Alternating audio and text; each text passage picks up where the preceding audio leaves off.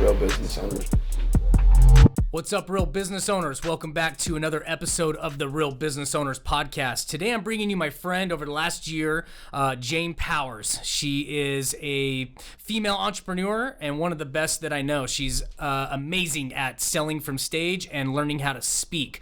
And I know you guys are going to get a lot of great information out of this episode, not only on how to run and operate a business better, but also on how to speak better as well. As always, you guys, if you get anything out of this episode of value, please drop us a rate, a review, share it with your friends and like-minded real business owners. We're on a mission to help as many business owners as possible, and we love this community and everything you guys have done for us so far. Enjoy the show. I was excited when we talked at the event, and you wanted to be on the podcast, and I called Trevor, and I was like, yeah, I think it's going to be awesome because first of all, I've been to a few of your events, and it's really cool, and I wanted to introduce you to our show and let our audience know, like, Jane Powers is a coach on teaching people how to speak, and I really liked at your event how you said every time you open your mouth, you should be making money. Yeah. And I love that, and I love also that you're not just a coach, you back it up. You also get out there and still speak and sell and everything yourself. And you're not just coaching people. Because I know we see a lot of that in the coaching industry. People that they don't back up what they say they're going to do. They're just trying to teach on something they're not really an expert on. And you've been awesome and very enjoyable to watch. You keep the crowd entertained, engaged. And then you close them and then you back it up with the value afterwards. And like you said, with the follow-up. So, And I tell you, and I've been in the speaking industry for 30 some years, and it isn't always true. You see, there's so many people that go out and they haven't been on a stage for 20 years. Yeah. And you'll see them teaching speaking techniques. And when I go to I won't name names, but when I go to associations where they're teaching you how to speak, I'm sitting there, I'm thinking, this is so archaic. Like, it is the way that it was done 20 years ago can't even. I have the woman who was the top 5th paid speaker in the nation came to me and said, teach me everything you do, because I am a dying breed. And she's probably 60 some 70 maybe. She's like, we're a dying breed. We cannot find a stage to get paid like we used to. Teach me what you do. And it's a changing model. And I believe the industry, we've got to make major pivots. Yeah. Every year I'm going, well, that worked last year. But I'm going to tell you, the one thing that works forever is speaking. Yeah.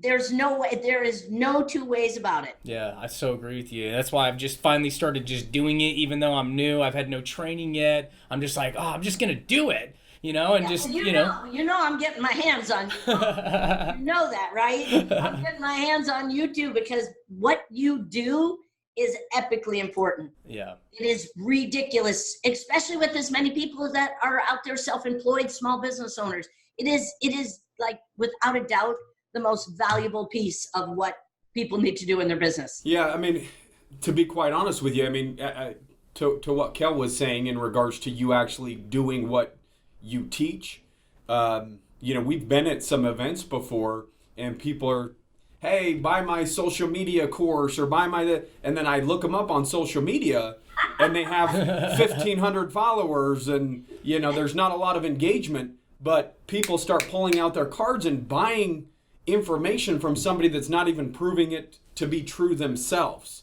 Right. And so you've really, got to, and I immediately got on our Instagram. I'm like, look, guys, make sure that you vet the people that you invest with, right? Like, there's so many people out there that can act one way, but they're not actually practicing what they preach, right? And so, when Kel brought you up, that's what he told me right from the jump is, she does exactly what she teaches other people how to do. Mm-hmm. And so it's just refreshing. And I think that's part of the issue with a lot of, people on social media is they want to portray something that they think that they need to portray, and they're trying to portray the end result of somebody else to try to look like them, but they haven't gone through what they've gone through in order to get that end result. And so that's the issue with social media, I think, is there's so many pretenders, and it's trying to figure out who's the real deal and who isn't, whether they're on stage or whether on social media.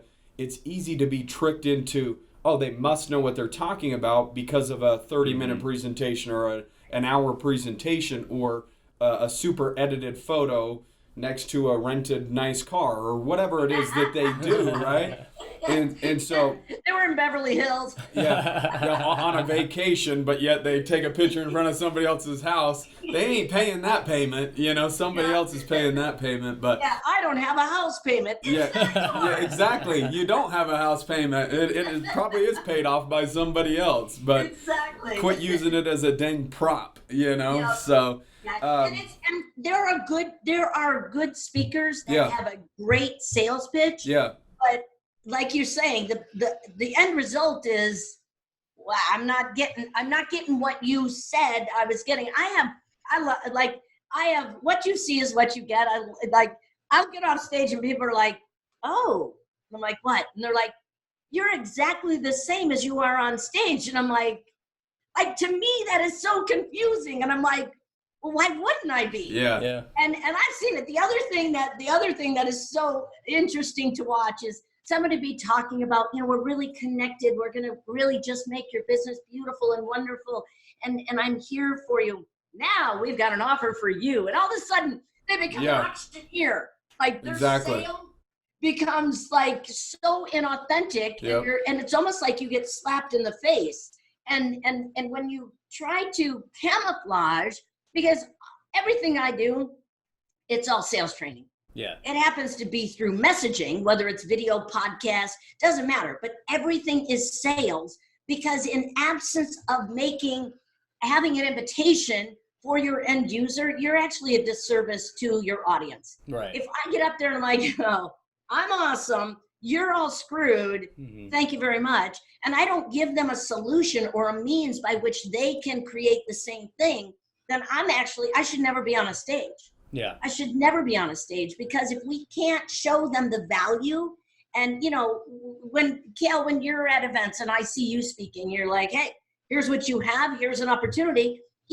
Our greatest desire is to have people bum rush the back of the room. Sure. Like that is my goal. I'm like, I want you to stampede each other, because I want people nuts about their solution, not about me. Yeah. That's ego-driven business. Yeah. It's all about what is the solution, the vehicle. Like, we're going over to San Diego for another event to speak. I'm not buying an airplane. I would like to. No, I wouldn't. I hate flying. But I'm not buying an airplane to then go to San Diego. The vehicle is my ticket that takes me to San Diego. We're just a vehicle for people. They invest in themselves. Yeah, the best part doesn't exist. I can't remember what the hell I said. We were just talking about individuals really not investing into you, investing into themselves, and you just kind of being more the vehicle to help. Absolutely, that's our responsibility. Our responsibility is to give them something to if you are watching somebody drown, you're not going to be like, I hope you get out of that. No, you're throwing them a lifeline, and if they are drowning in what they need from you, they're going to grab that. Sure. Like we're the vehicle for them to get to their destination, but we must deliver on our promise. I love that. And probably my greatest downfall in business is I over-deliver. Yeah. Like my training, I was a multi-million-dollar producer in real estate, and I'm telling you, I was 24/7 and sometimes 37. Yeah. That's what it felt like. You're probably like, you're like, I could probably do less and still make just as much money, but you can't do it because you've got this inner core belief of over delivering, which I think is a great quality. Absolutely. I really like that message, that whole story, because that's one of the reasons I'm like, man, I do need to get some training because I want to give more value to my people that do need my service. I jumped into getting on stage with no training because I'm like, I just want to first of all get comfortable, get over the fear of doing it. And now I'm like, okay, I need to really fine tune this to not just better things for me, but for the audience and actually be able to deliver better. And so I love that whole thing. But it doesn't. How did you get into speaking to begin with? Oh my God! So I have no idea, because I grew up. I had the most complicated, and I know everybody has a story like mine. I grew up in the most complicated family, youngest of 7. You didn't shine. Like anything you were good at, they would shame, tease, beat it out of you to where you were just like, okay, you're better than me. Yeah. So I was the invisible kid. Like, I did not want to be noticed. I had no self-esteem. I'm not kidding you. Like, someone would look at me wrong and I'd be like, what? Oh my God. Like, so I started my position. My career actually started in the prison. From there, in the drug and alcohol treatment centers. From there, I was a counselor in the community, sexual abuse prevention, suicide, any intervention, any dysfunction, working with juvenile delinquents, probably because I was one. But I decided, okay, they needed me to stand on stage to deliver information. I was doing a stop rape program, and it was 200 juvenile delinquents who didn't care about that. They were going to do whatever. And I had to gain their trust, get their attention. And I'll tell you, that's where I discovered my wow factor. I stood on stage because I believe the minute you stand on stage, you should never be saying, hi, I'm Jane Powers. Good to have me. Thanks for, Yeah. It says you're an ordinary speaker. When you get on stage, you do something different, unexpected, unrelated to your topic. So I got on stage and we had this safety yell. And I don't know where I got the nerve to do it. And I got on stage and I did that safety yell. And the entire audience, you could hear a pin drop. And I went right into my talk, an hour and 15 minutes. These delinquents sat there, took in everything I had to say. And afterwards, there was a huge line they were lined up to say, I've lived through this. I want this for my life. I got addicted after that. Yeah. Because I saw the difference I could make. And I hit every platform, the only audience I wasn't that fond of were the kindergarten. Yeah. Like, they're picking their nose, they're picking their little neighbor's nose. And I'm like, pay attention. Like, it was not an audience for me. Yeah. So that's how I got started. And then people saw me speak and I started getting invited into corporations. Mm-hmm. And I started going in and I was doing switched on selling, which is brain science. It's kinesiology for sales. And I went in and just started doing speaking and have been doing it. Gosh, I've been on stages of speaking to one person to thousands of people. I trained in real estate and I was a real estate trainer. So I've done so many different stages.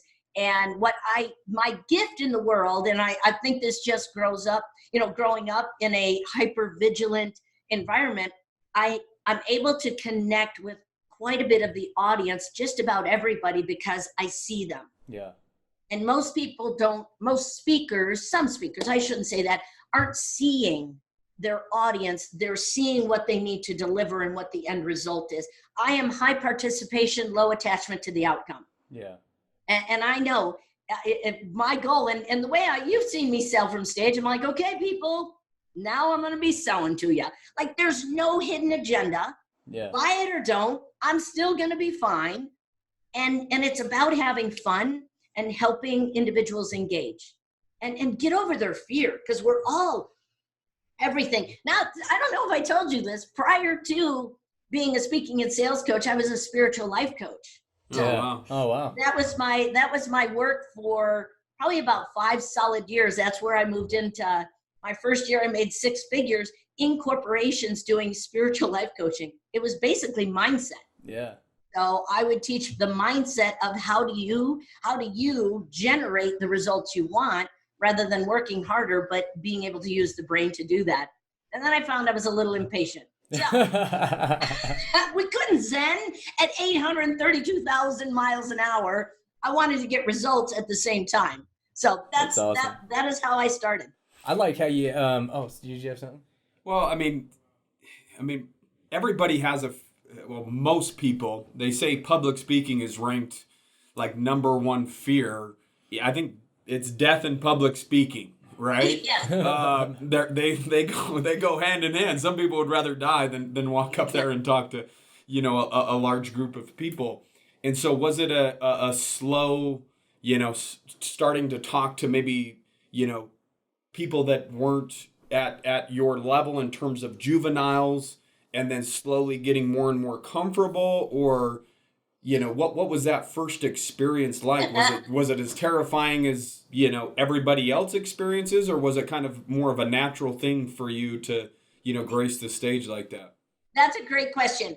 It was not natural, but the rush and the high that I got from it, I'm not kidding. It was like, give me another vein. I want to be on another stage. And you'll see that happens. And individuals will be like, oh my God, because here's the thing. Where else can you get all eyes on you? Like, where else can you be the authority? And people are like, oh my God, they're sitting on every word. Because truth be told, it depends upon what audience you're looking at, but I'm guessing 30% of the audience, and it might be more, but about 30% of the audience will love everything you say. The other 30%, they're questioning it. And then there's a small percentage that won't like you no matter what you say. So you got a 50-50 chance to win over most of the audience. So it truly is, there's a challenge to that. Now, here's the worst part. If you have a heckler, if you are not fully confident, oh my goodness. I had one at an event, and I don't even know why she was in my breakout room. She raised her hand. She goes, I really don't agree with that. I don't agree with anything you're saying. And now I was a seasoned speaker. Now, back in the day, I would have been dying. And I said to her, I said, then why the hell are you in this room? I'm like, you have the choice to come in this room. And she said, well, my friend made me. And I said, I'm going to tell you exactly why you're losing thousands of dollars in your business. And I just went at her, and the whole audience was like, brilliant, like done. Yeah. So even her, I won her over. But it was not a feeling of, oh my God, I can do this every time without a doubt. What I discovered, this is really key. When people wing their talk, I was a winger. Somebody'd say, hey, can you come talk about this? And I'm like, absolutely, I can talk forever. And I would wing my talk.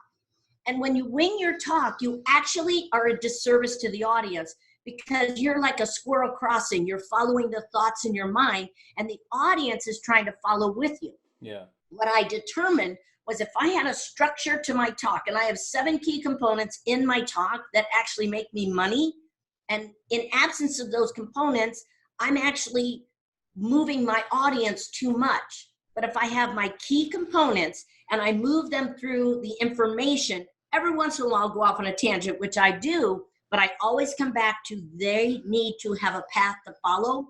What that does, it does 2 things. One, it serves your audience and makes them safe and they trust you. The second thing is it helps you stay focused. So when I discovered that I needed to have a structure, it actually calmed my nervous system, because I knew where I was going. There was no unknown. I wasn't guessing to think, oh my God, I hope this goes over well. I can tell when a speaker is winging it. Yeah. I can tell. So what happened is, I put the structure around my talk, my confidence exploded. And the more stages I got on, the more stages I got on. The more you speak, the more you speak, and the better you get. And I'll tell you, I used to write a new talk for every single event I spoke at. I have one talk and one talk only. I have people that have heard me speak literally about 30 to 50 times. And they're like, oh my God, that was the best talk ever. You're like, it's the same. It's the same one. It's the same one. They might have just been listening this last with a little bit more intent than the previous ones. I'm never the same, and they're never the same. And you know the story. There's 3 talks: the one you write, the one you deliver, and the one that you deliver when you're going home. And man, that's the best talk out of them all. Yeah. It's so true. I should have said this. The same thing with an argument with a spouse, right? And then like the next day, like, man, if I would have said that, I would have just completely crushed that argument. But then you can't go home and try to bring it back up and rekindle the argument. Yeah. You just I should have said this. I would have totally won that battle. Yeah. Exactly. No, we've been told that as well. A lot of people are like, look, when you go to a concert, and even if somebody's a rock band or whatever, they have their greatest hits. People aren't going there to see all their new stuff, and they want to just chant. We want the old, they want the hits right? And Yes. so you can play that one song over and over and over, and the audience will get jazzed every single time. And they says, just figure out, like, if you're a sales rep and you're communicating what you're trying to communicate, you don't do different things on every call. Your objective is the exact same on every single call, and your goal is to try to tell them the value that you could bring and where you could ultimately help and what you could solve, in terms of what they're I totally dealing with. agree. Like, look at Coke. When Coke came out with new Coke, zero Coke, and everybody's like, what are you doing? You completely ruined Coke. It's just another line. But no, I totally agree. And I think that is so, and that's why Kale, you saw with the talk I do, I have my patented trademark, literally my intromercial, which is you ditch your elevator pitch, you have an intromercial because it gains credibility. I'm telling you, I have had people call me and go, I just closed a 5- and 6-figure deal because of 17.5 second intromercial. But in my intromercial, what I say is, so just so you know, I'm Jane Powers. Entrepreneurs hire me to speak with confidence and sell with authority, because most are boring, confusing, and inconsistent and leaving a ton of money on the table. So I help them connect, capture, and close their ideal audience. Bottom line, this is what you like, Gail. Every time you open your mouth, you should be making money. And here's the truth. I say that in every talk. I say that at every networking, every event that I go to. And I have people that will be like, oh, you're the speak with confidence, sell with authority person. Like, it has become my mantra, and that is the best branding ever. Yeah. I was going to say, that's just, branding just in general. If Coke had if they kept jumping around all over the place and trying to brand this, then that, sticking to, if, for instance, Easier Accounting that we own, right? We don't want to jump around from one message to the next, because it just makes us look disorganized. What's the message, right? What are you trying to get across? And I think a lot of business owners just don't really understand what their message is yet, and what their mission is, or what their core values are, or whatever it is. And they need to get that figured out first, so that the message could be clear from whether it comes from them or an employee or anybody that even hears about that company. Oh, they're about this, right? And so as an individual, you're taking the branding method of a company and you're just doing it to you. And a lot of people say, whether you like it or not, you are an influencer, whether it's positive or negative, you are your own brand. When somebody thinks of Jane Powers, they think of this, or Trevor Cowley, or Kale Goodman. Absolutely. An immediate thought will come to their head. The question is what's that thought? Are you controlling what that thought is, or are they just going to come up with their own conclusion of what you're about, right? And a lot of people are going with what I said this yesterday on a training call. I'm like, a survey does not make for right. Like, popular opinion does not make it right. Because you hear a lot of people, they're like, well, somebody said I should do this. And I'm like, do you know how to do that? They're like, no, but they said I should. And I'm like, why? Well, because the market needs it. And I'm like, okay, that's a great reason to go out and do something you have no idea how to do. Like, people want to, they want to brand, they want to start their business based on what others are telling them. Yeah. And my philosophy is, do what you love, build it, go find the people. They're not going to come to you. Like, I haven't had anybody knock on my door and go, oh my God, I want to pay you an inordinate amount of money. I have to go out, put myself into action, walk in my talk to be able to say, if you desire this outcome, this is what I offer. But most people are out there going, oh, well, Bob told me this would be a great business idea. And I'm like, do you know anything? They're like, no. Like, I don't know how to help you. Like, I can't help you. And most people in their messaging, and because that's where the messaging makes the sales conversation as simple as, what credit card do I put it on? Honest to God, when I put somebody on a talk, on a stage, a podcast, a video, it doesn't matter. All that they should be having when they have someone contact them, their conversation should be, what's the best way? What's the best credit card to put this on? That's it. Make it easy, because it's transparency. Right. They know who you are. They know what they have to offer. The only objection, the real objection, is always money. Yeah. It's always money. But behind money, because that's never the truth, unless, like, you can't pay your mortgage, but Behind the money is, I don't know if it'll work for me. I don't know if I'm going to follow through. I don't know. Many people, including myself, that won't work for me. Yeah. I'm special. No, we just have a pattern in our mind that says that won't work for you, but it works. Do you ever get those customers that come through that you're like, oh my gosh, maybe this is all just hopeless. I can't help you. Like they just aren't getting their confidence. They aren't getting their belief up or whatever. Yeah, and I have fired clients or not allowed them to work with me. Most of the reason that is if I feel they're going to argue with everything I have to say. Yeah. If I'm going into a conversation, I'm thinking, man, why are you arguing? You're asking me for help. I've got X amount. And you know this, you have to position yourself. And clearly, when I stand from stage, I boldly, and this used to be so hard for me because it felt so braggalicious, like, ooh, I'm so wonderful. But, our last two events, we closed. Our last two events, we sold 2 ago, 760,000, and then the next one was 840,000, and those were within in 6 months of each other. And I thought, oh, that's so uncomfortable. Somebody found out about it and said, why are you not telling us that? And I'm like,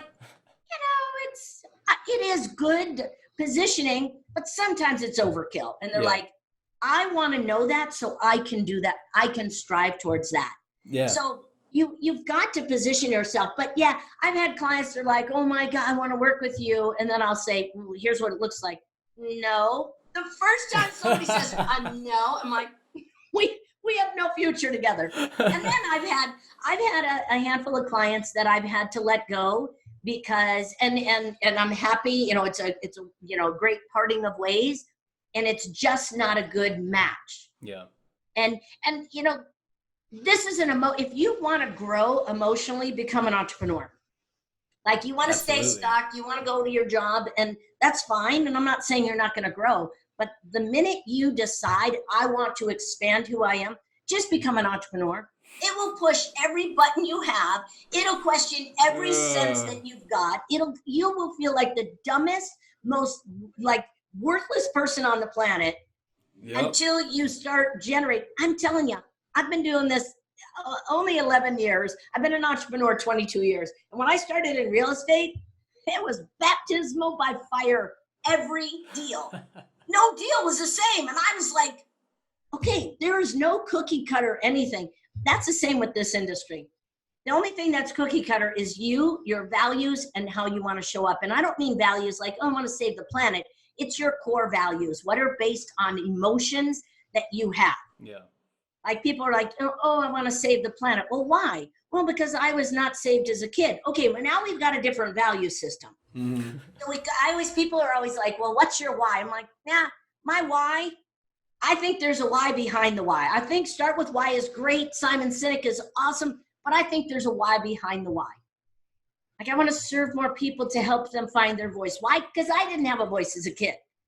So that's my ulterior motive, is to empower others to what I didn't have. My deprivation has become my work in the world. So I am on purpose every time I stand on stage, because I'm saying, here's the deal. You don't find your voice, you don't find your power. In your power, you can do anything. You don't have that, I'm not sure where we're headed. Yeah.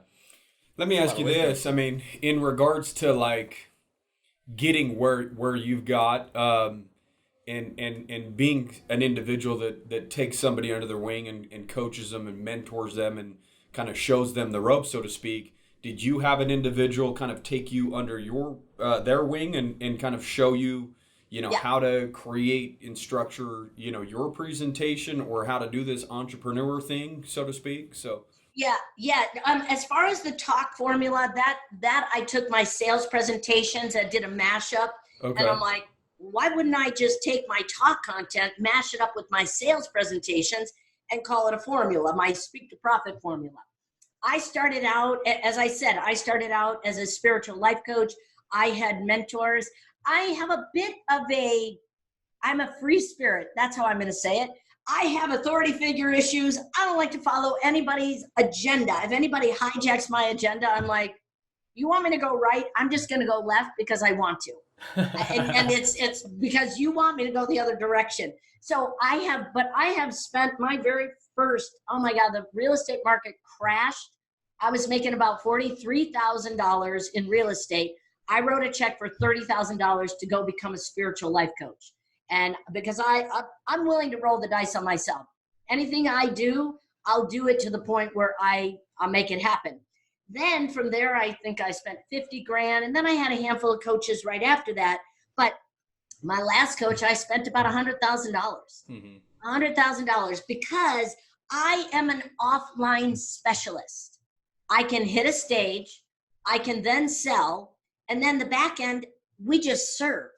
And what I knew had to happen was I needed technology. And I am technology adverse. I mean, I'm telling you, I have avoidance behaviors, and I knew I had to find an individual that had a bigger brain than mine to be able to do that. So my ability to sell, my coding system for sales, which is our code to close, that's the science of Jane. I took every personality profile, put it into the science of Jane on how to close deals. I don't care why someone leads or why someone buys or why someone is a great lover. What I care about is, how do I understand how to serve my client in the closing process when they get to their yes or no? So I took all that and have created most of it by myself. When I've had coaches, a lot of it, I'm not going to lie, a lot of it has been here. Right. A lot of it has been mindset, believing in myself, overcoming the barriers to charging more, selling more, and really understanding my own value. Yeah. But a lot of my techniques, strategies, and formulas, they come out of this melon of mine, and they seem to work. So I have a lot of people, the infomercial, I don't even know where that came from. I just started delivering it. I'm like, oh my God, that is so good. That works. It works. Yeah. It's like I accidentally trip over things, but I am a firm believer. You've got to have a bigger brain than yours to be able to turn to. And even now with this industry, we're getting ready. We're launching something in January. We're doing a major pivot that is going to help. It's going to transform how we're currently doing business. But truth be told, I'm an offline specialist. Do you know, I was in business, it has to be, I've been doing this 11 years, probably 6 years. And this is my claim to fame. I had no website. I had no brand. I barely had a business card. Like, I had 20 different business cards that all expressed something different. I had nothing. The only thing I had consistent is I could hit a stage, I could deliver what I promised on, and I could sell. Yeah. That's awesome. And that was it. So the majority of my investment has been in online exposure. Yeah. Yeah. And I'm still not great at it. Yeah, but you gotta innovate to get your message out to even more people, because your message really does help people. And I love how you tell people, like, hey, I'm gonna sell you some stuff, because another speaker and one thing that I really learned and I liked that he did was like, hey, people have this weird stigma around sales. I like being sold and I like selling. It's good for me. It's good for you. It's good for the entire economy. Yeah. Everybody eats when everybody's selling, And I was like, that is true. That's really cool perspective on that. And so, yeah, it's good that you're going online and getting that message out to more people, because it's going to help everybody win. So. Yeah, and it was funny because we started out, I think people are like, oh my God, this is years ago, you got to get on video, you got to be on video. And this is before video. Now video is the only way to go. Absolutely. Like, I train people how to get on video, how to capitalize in 45 seconds. But I remember oh my God, don't search YouTube for me on video. I was like, I'm Jane Power. Oh my God, they're so bad. And I went to an event and they're like, you can buy a package, $3,500, we'll give you 3 1-minute videos. And I'm like, I don't like to spend money. I don't like to spend money. I'm cheap. So I went home. I'm like, I'm going to get really good at video. It took me about 3 takes. And now I love video. Because here's what's tough about being a speaker. You can see your audience. Yeah. When you're doing video, you're like, I'm not sure if you're listening. So do you want to know what? This is a trick I did. I took pictures literally of my clients and put them near my camera. Oh, hey, that's a good idea.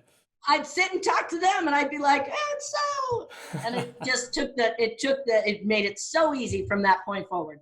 Hey, that's good. In regards to, business in general, I mean, obviously people don't get to high levels of business without a lot of failures, or struggles. What were some of the biggest struggles that you faced? Was it the fact that you had to adapt to, building a website and basically a lot of people are forced to evolve, right? And if you don't evolve, you die. And as you evolve, there's a lot of falling on your face, a lot of struggles that will happen. What were some of your biggest struggles to kind of get where you are today? My biggest struggle, and I'm not kidding, because I'm like, what failures have I had? That's a hard word, because it's like, when I look at something and I'm like, oh, I fell on my face. Like one time I did a giveaway, the whole giveaway model, and you're like, they're going to opt in and then they're going to opt into yours. So the gal said, hey, do you have your opt-in set up? This was when I first started. I'm like, yeah, I have my gift. She's like, well, send us a link. I sent the link to my Dropbox without anybody having to opt in. It's like, they clicked on me and they got my gift. I captured 0 leads. Like, I think back and I'm like, oh my God, don't ever admit to that. And then I think that is hilarious, because I think a lot of people probably do that. But when I look at I've had a couple of partnerships or JV connections where I have done things. Probably my biggest awareness around that was I ended up selling about 600,000 in 6 months, or 700, because I wrote a check for about 350,000 to an individual that did 0 work. I did 98% of everything. And the only reason I knew that was my wake-up call, I thought I needed them in order to do it. They were like my human confidence, Buddha that I took with me. So it was me handing my power off to somebody else to say, oh, I don't think I can do this on my own. I bring them in. Well, I fully did it on my own, but it cost me because I didn't believe in myself. So I think that's probably my biggest challenge, has always been overcoming my own sense of not enoughness, my sense of, well, I'm not doing this well. And I think the other thing that I did early on, and I woke up pretty quick to this, was I was copying. I was copycatting others rather than modeling others. I told you I was a spiritual life coach. Mary Morrissey trained me. She's very formal. She's an ex-minister. I'm not so much. And I was delivering just like her, and it was inauthentic. And I woke up pretty quick to the fact that copycatting, you see everybody is a Tony Robbins wannabe, and it just be you. And I learned that very early on. But my greatest challenge has always been my head gets in my way. Right. My head gets in my way, and I find one more way to overcome that. Like right now, my addiction is Dr. Joe Dispenza. Yeah. Like, we're addicted to driving. I mean, I'm not kidding you. I am addicted to more than. And to learn how to be in the moment in my heart consistently, it takes effort. I worked in the drug and alcohol treatment centers, I told you, and I'd see somebody leaving and I'd be like, you'll be back. Yeah. Or they'd be going out of the prison gates and I'd say, we'll see you in a couple of weeks, because you have no desire to remove the programming that keeps you addicted. And I think that's probably in this industry, we're seeing people fall left and right because they are addicted to their body, and their mind has taken over, and they're addicted to more than. Yeah. And it hurts relationships, and it hurts, your health, your integrity, everything. So one of your biggest mistakes, you would say, is just outside validation, feeling like that you kind of needed somebody else to just stand next to validate, what you were saying. And then when you felt the power to kind of stand in by yourself and kind of own your greatness is really what took you from one level to the next.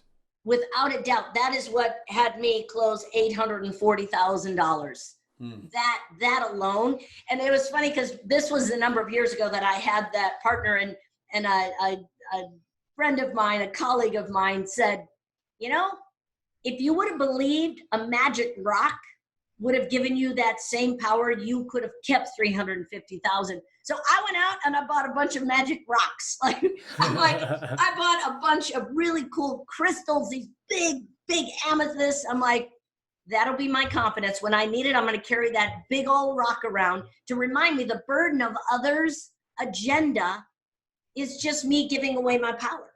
So absolutely, that is, and I would bet, and I've talked to some of the 6 and 7 and 8 figure earners in this industry, and we talk the same language as if I were, the 8, the 7, the people who are making 0. We all have the same conversation. It's all the same conversation.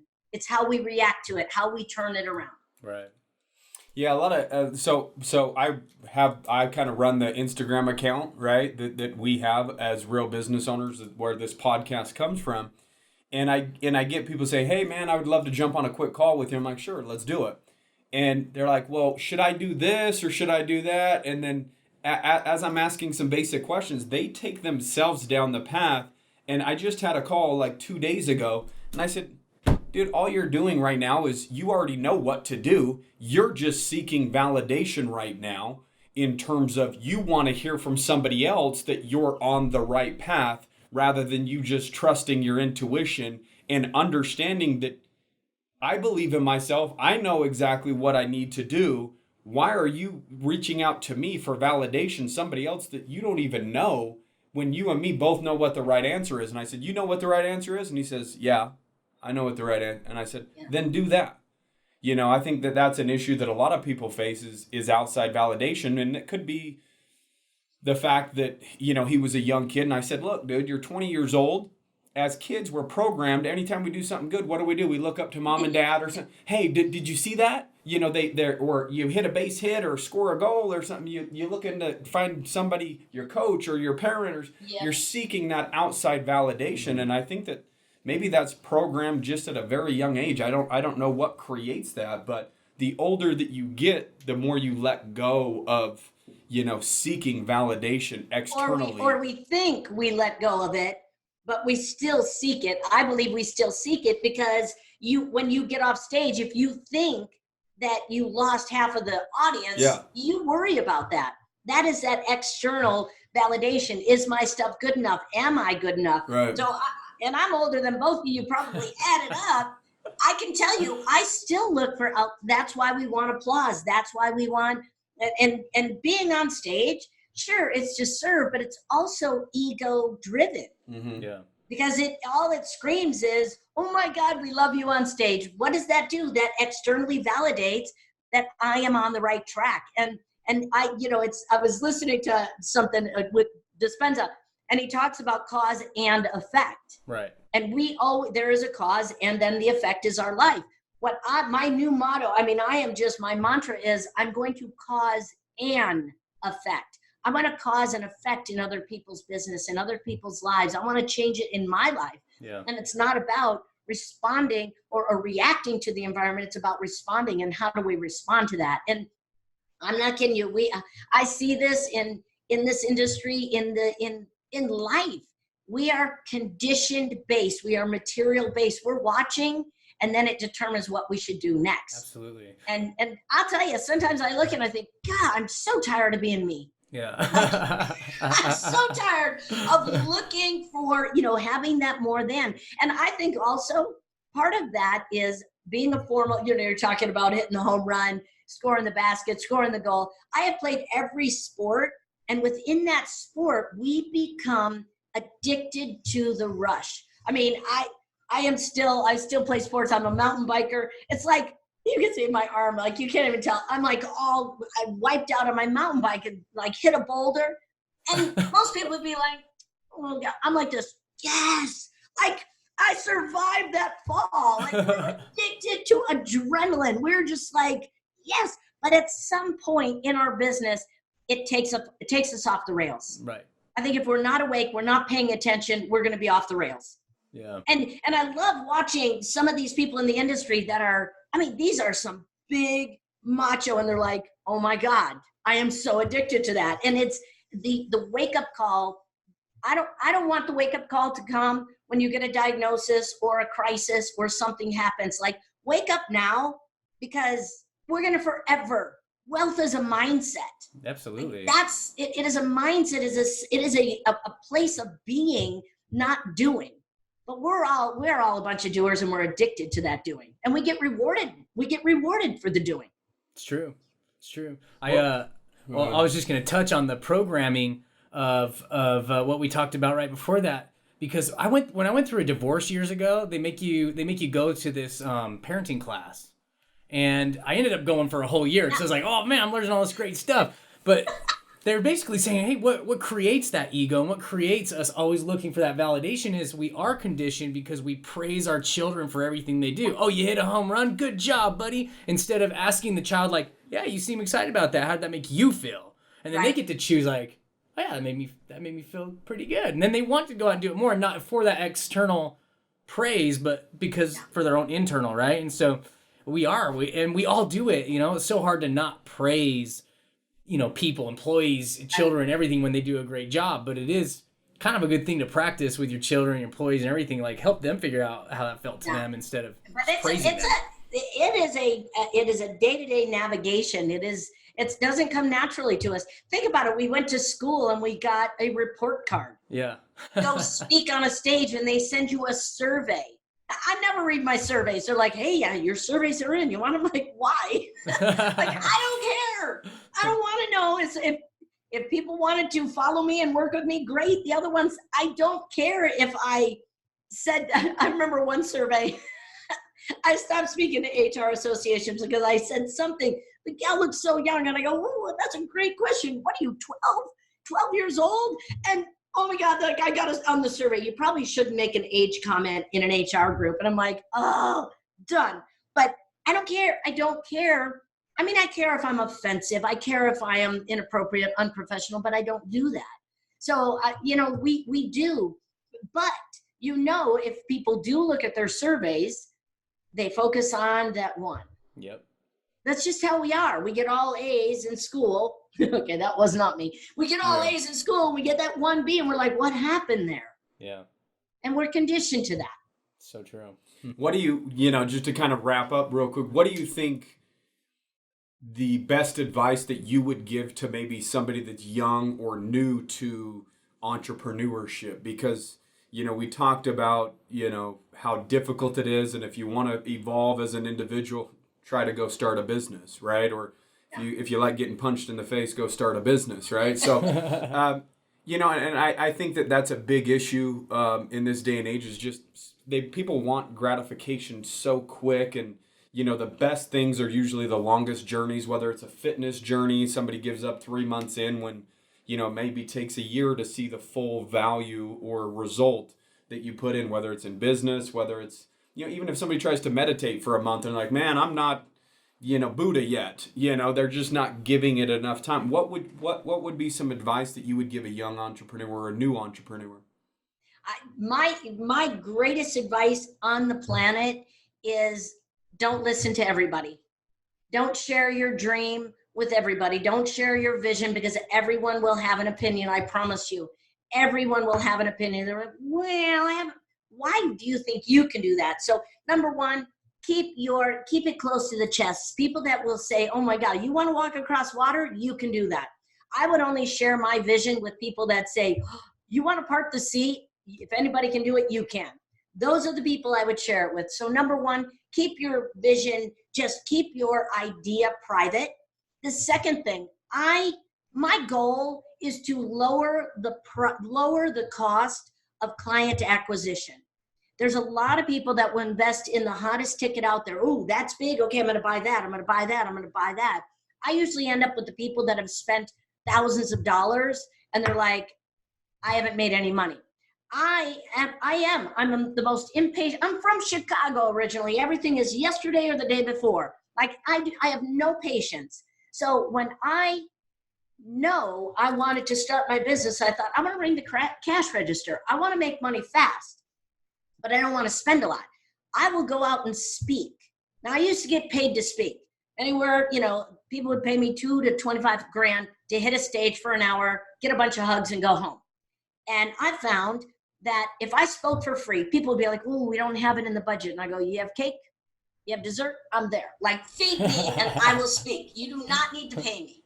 And I will go in and speak for free, and I will close 5 and 6 figures from one event.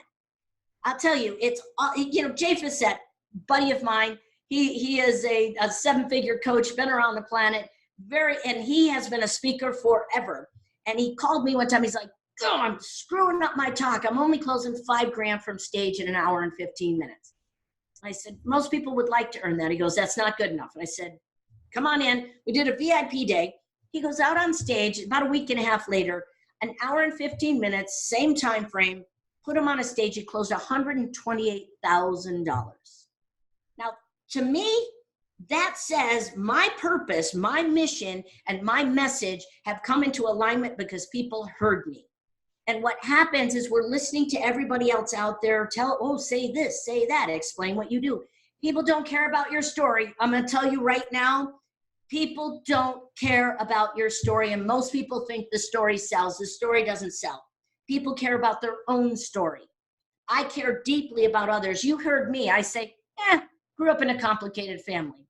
What I let people do is fill in the blank of their complicated family. Now they relate to me. But if I said, so at the age of 2, here's what happened. People are like, okay, great. So my point to all that is you must be aligned with your core message. Go out, speak for free, and then make enough money to start having others do the work for you. Yeah. And I have a lot of people that are like, "Oh, I'm going to have somebody else sell for me." No, nobody can sell you until you can sell you. Yeah. And if you can't sell you can't even ask anybody else to do that. That's my personal opinion. You're the best voice for what you can do. So my number one thing is don't listen to the world. Overcome the doubt, fears, and beliefs you have about yourself as you are doing it. Don't sit and wait till you got your crap together, because quite frankly, it doesn't happen. You keep working on yourself. So get out and find ways to generate money that does. I mean, if it costs you a bit, I remember my first stage, very long answer to a quick question. My very first stage that I paid to play on, I didn't think it through. I didn't know the questions to ask. I paid $17,500 for 15 minutes, couldn't sell anything, and couldn't talk about my business. Wow. I just wanted to be on that big stage. It was Marsha Weeder. I'm like, yes, I get on stage. She's asking, and then she threw at me. She said, "Well, do you have a free gift?" And I'm like, "Yes, I do." I made it up on the spot. I thought, oh my God. And I'll tell you, at that event, it was a break even. Shoo. I've been, the second one, I got really smart. 16,500, Suzanne Evans breakout session. Prior to the event, I closed $58,000 just through conversations to invite to the event in Vegas. And then at the event, I closed another 78. By the time we were 6 months in, it was easy 6 figures. Yeah, that's so awesome. Find a place to speak. Find a place to get on a podcast like this. Is a generous, wonderful opportunity. And then just start moving into. And also, it is all about finding the right relationships. Yeah, I love it. that. It is the right relationships. Don't believe what everybody tells you, because most in this industry, yeah. God, I'm going to get killed. Most exaggerate. Most of it's a lie. Like, honest. Find the right people that align with what you do and who you are, and support each other, but play well with others. Play well with others in the sandbox. Yeah, I've heard in business, no matter what industry or business that you're in, is you're what it boils down to is you're really just in the relationship business, and whoever can hold on to the most relationships and create those connections will ultimately be the individual standing still in 2 years, 3 years, 5 years. It's the people that kind of recluse and try to only focus just on their business and trying to bring money out of their business rather than focusing on themselves and becoming a better individual, as well as focusing on the relationships. I think those two things are just as important as trying to focus on bringing in new business, because if you become a better you you're going to see something that you didn't normally see prior with inside of your business that you could ultimately change. And if you continue to surround yourself with like-minded people, like going to events and other people that are trying to level up, and Kel's wonderful at creating relationships. Like, he's one of the best that I mean, me not so much. I'm a little rough around the edges, and I hang on his coattails and be like, Kel, go introduce yourself to those people. So. I create the relationship, open the door, and then Trevor sometimes closes the deal. We both close deals, but I come in as a negotiator in some business scenarios because I love a good negotiation. So. But Kel's great at building those relationships, and I think that we've had a lot of success in business just in general based upon the success that Kel has in building great relationships. So, and I think it's so important. There are so many people getting ready to get ready. Just pull the trigger. I know, just do it. Just do it. I am all about fire ready. Aiming takes too long. Like, I may end up aiming, but why aim? Because I'm going to fire again. Yeah. Just try. I mean, it's like throwing spaghetti up against the wall. Something will stick. Mm-hmm. And once it sticks, you'll find what really feels good to you. And don't narrow your niche right away. Some people are like, oh, get rich in a niche. Well, you don't even have a brand to niche into. So, don't get ready and get out of your office. Yeah. I'm not kidding you. Get out from behind the computer, because that does not ring the cash register. Go find relationships, go find opportunities, and ring that cash register. And when we have an event coming up, this, we have an event coming up here in November. Mm-hmm. And at the event, I tell people, look for relationships. Absolutely. Come in here to learn, but more importantly, come in here to expand your connections, your relationships, your opportunities. Don't just go and look for someone to answer your greatest pain and need. Go and find solutions. Like, there's solutions all around us that are free. Like, we have people, I wanted to create a breathalyzer, a fearalyzer test. So when people were at events and they run to the back of the room and they're like, ah! And then I'd have them do a fearalyzer. If their fear registered too high, they couldn't sign up. Like, that's my goal. Because you should never buy in that much fear. Yeah. You should buy in understanding and a sense of relief with a promise. Like, most people are buying like, oh my God, that's the magic bullet. And then guess what happens? They're not the magic bullet. I'm not the magic bullet. That other guru, they get guru addiction. They're not the magic bullet. And then they're broke and they're still not generating money. Yeah. They got to figure out that it's them. They're the magic bullet, Now, what's the common denominator here? Not every coach on the planet can be a loser. So exactly. True. Well, I've got to thank you for two things. First of all the value you've brought our audience today. I think that there's going to be a lot of people that get a lot out of this, and I do want them to be able to find you. But I also want to thank you for being our first female guest too, because we've had people asking like, why don't you have any females on? It's like, man, it just hasn't gone down that way. But I know that our men, our women are going to love hearing from you, especially the women, because we do have.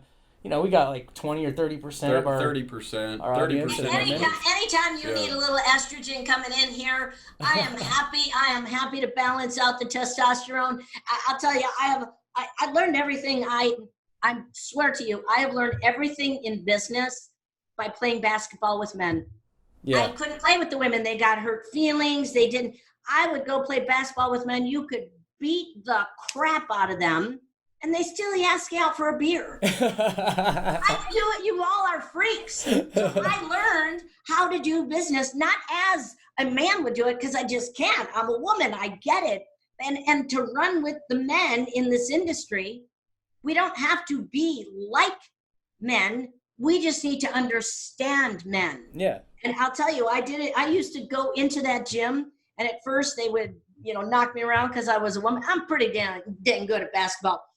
And by about the third time in there, I'm running the whole gym. I understood men. I understood how to navigate with all the testosterone and be able to supersede and make all the decisions. I love that. And that's the beauty. I love that. So anytime you need me on here. I hope our women hear that right now, and they're like, oh, I'm going to start working these men, I mean, I've said it, in the past, and I've said it many, many times, that women are powerhouses if they actually own it. For whatever reason, they just don't really step into that as much. Guys just want to pound their chest, like, look at me, look.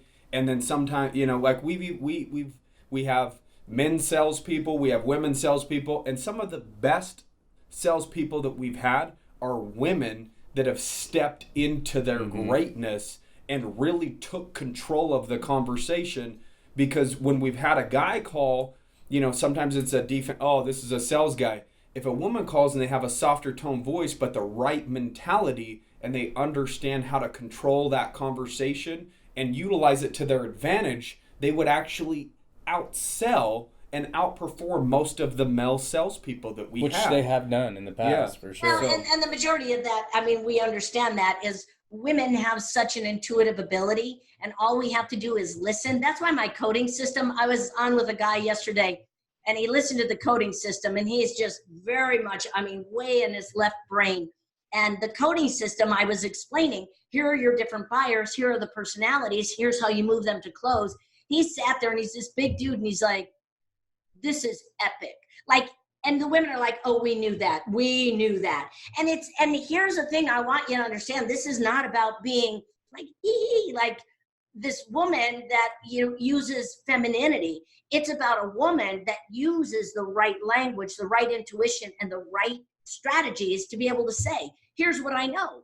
Here's why I can lead you down this path. It's so valuable. It's so valuable. Now, men just by default, I believe, we see they make more money. And I'm not a big feminist. I'm about, listen, if someone's in front of me, I'm going to figure out how to get in front of them. That is the nature of business. Yeah, absolutely. And it is about partnering. And I joke about, unfortunately, we as women, we want to spoon and cuddle and braid each other's hair and then hope somebody buys. And that is not how we grow a business. How we grow a business is to bring out our high level of intuition and find our voice. And that goes back to the full basis of my work is find your voice. In your voice is your power. I happen to do it through speaking and selling. Yeah, and you're great at it. If you'd like to come to my event to learn that, November 14th through 16th, Scottsdale, Arizona. I want to talk about that. Where do they go find information about your event, and how do they just find you? Your website, your event coming up, Facebook or Instagram or what? I mean, what do you got? Everything you look up, Jane M. Powers, you will be led everywhere. But the event is at letstalkimpact.com. That is, you'll see there's some video on there. You can get some information on there. That's probably the best. The rest of it is janempowers.com. So it is truly the best way to engage with me because my events are workshop formulas. It is not sit and wait and listen how wonderful I am and your butt goes numb. It is a workshop. I will teach you how to do an intromercial, and I coach everyone. You walk away with an intromercial. Get rid of your elevator pitch because those don't work anymore. Then I move into how to speak. We literally are doing speaker training. You are going to deliver a 3 to 5 minute talk that I will coach you on. Then we're going to move into sales. Like my favorite thing, we're revealing the code to close system. I tell everybody, bring your toughest objection because I've yet to be stumped by an objection. I will help you sell to each and every code in order to close more deals. And we do everything in there. It is learn it and then anchor it in through action. And we keep them small. I like to have small events so I can get to you personally so that you can go out and literally turn that into the event ticket turns into 5 and 6 figures. And I've had people do it all day long. I know. I've noticed that and I've seen that and I've been to your events and I already have learned so much from you. And so I definitely want people to come and check you out. So if you're in the Scottsdale area or you want to go to the Scottsdale area, you guys got to look up Jane. And we'll post up some information on how to find you as well with Instagram, and then I know people are going to listen to the episode and look you up because. And here's the truth. Here's the truth. If you're not making 50 to 100 grand somewhere else, get on a plane, a train, a bus, hitchhike, get to the event because that is what happens. And you have opportunities. And I always tell people upgrade to VIP because we are gifting you $10,000 to $15,000 worth of digital programs. Yeah. Like I believe bring the kitchen sink. I'm going to give it to everybody, and I'm going to get the neighbor's kitchen sink and make sure you all walk away with a kitchen sink. It's like Oprah. You're getting a kitchen sink. Seriously, there's no better way to ring the cash register fast with a very low price of admission. Yeah, no, I love it. I think that we'll definitely get some people over there. I think that I know I'll be there, so I'm looking forward to it as well. So all right. Thank you so much. Yeah, we appreciate you joining us today for the podcast. And just as Kale said, there's plenty of nuggets in there, and if somebody doesn't get value out of it, they just need to go start it again and actually listen with a little bit more intent behind it rather than maybe being distracted while it's in the background. So we appreciate you coming on and letting us talk to you. So. All right, anytime. Next time we'll talk about sales or something that's even equally as fun. That's so powerful, absolutely, for sure. I great to meet you, Trevor, and same. Kale, Likewise. I adore you.